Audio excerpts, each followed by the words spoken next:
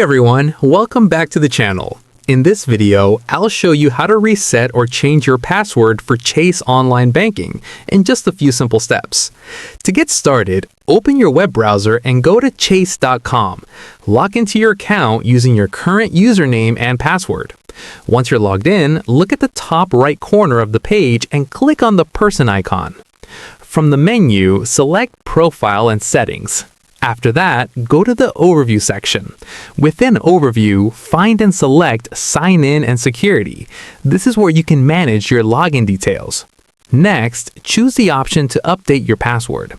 You'll be asked to enter your current password followed by your new password. Make sure your new password meets Chase's security requirements, then double-check it for accuracy. Once everything looks good, click Save to apply the changes. Your new password will take effect immediately, and you'll use it the next time you sign in to Chase Online Banking. That's it for this video. If this tutorial helped you, be sure to like, subscribe, and leave a comment if you have any questions. Thanks for watching, and I'll see you in the next one.